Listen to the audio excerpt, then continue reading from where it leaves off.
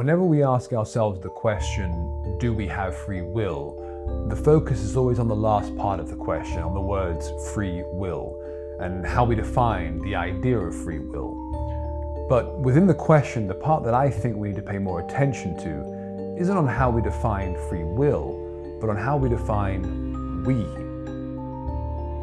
What I'm trying to say here is that what does it mean to be human?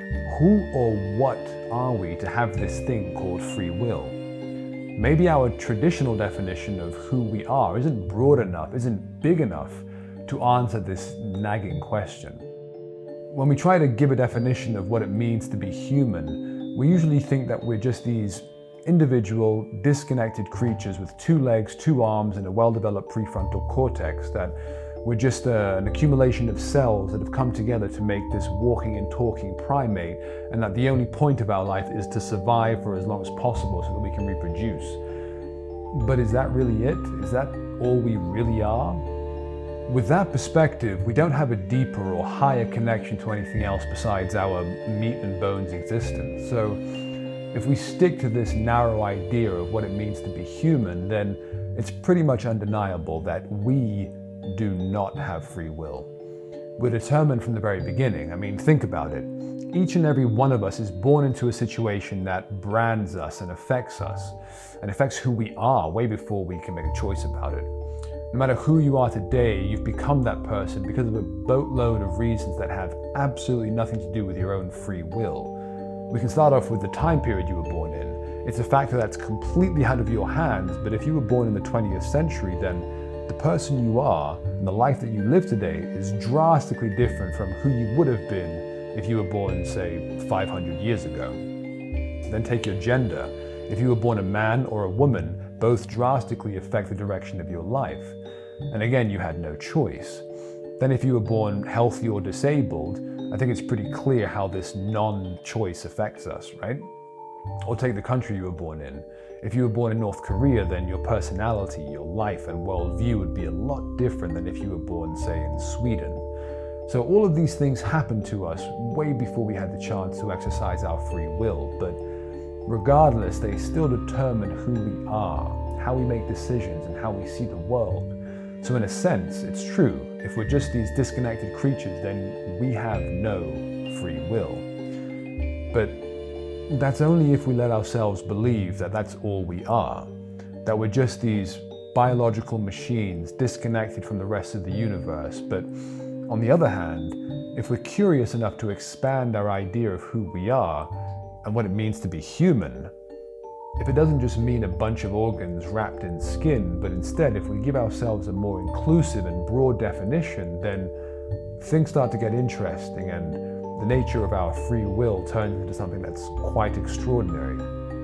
You see, the truth is we're not separate from anything, but instead we're deeply connected to absolutely everything. I remember Deepak Chopra pointing out something quite funny, which is how we share 65% of our genes with a banana, 70% with a fruit fly, 80% with a mouse, and of course nearly 99% with a chimp. In the book Sex at Dawn, Christopher Ryan talks about how as human beings, we share more DNA with a bonobo ape than an African elephant shares with an Indian elephant. So scientifically speaking, the idea that we're separate from or different from each other, it's the biggest illusion of them all.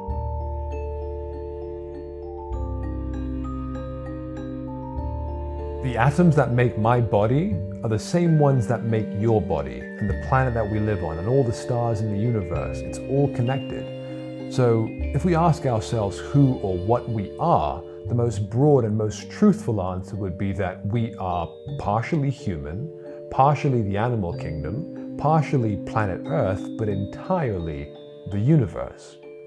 Now with this perspective, we start to see ourselves as a part of the universe and its growth and its will, just like a branch sees itself as a part of the growth and will of a tree. If we see ourselves as disconnected from the universe, like a branch that doesn't realize that it's connected to a tree, then it can be hard to accept why life can feel so determined. When of course it's just because we're connected to a much bigger force, a much bigger tree that's doing its own willing as well.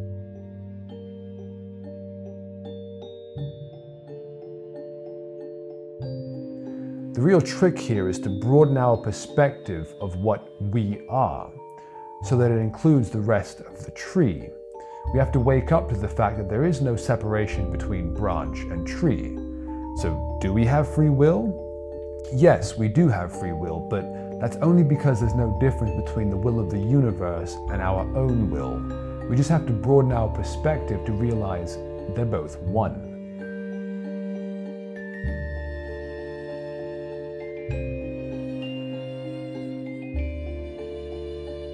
So just like a branch, we can only move in one direction, and it feels like an isolated, independent direction, but we're always being influenced by the forces of something much larger than ourselves. Nietzsche put it quite simply. He wrote, "Let us notice what is the strangest thing about the will. We are at the same time commanding and obeying parties." So yes, the branch commands its own individual will, but obeys the will of the tree it's connected to.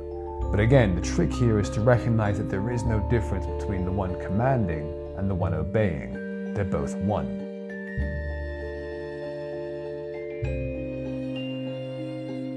When we broaden our perspective and recognize the full nature of what we are, every choice we make becomes a free will choice that's decided by our true full self. And then we have free will. The philosopher Hegel wrote that men and women, as conscious beings, tend towards a grasp of nature which they will see as one with their own spirit. In this process, men and women come to a new understanding of self. They see themselves not just as individual fragments of the universe, but rather as vehicles of its spirit.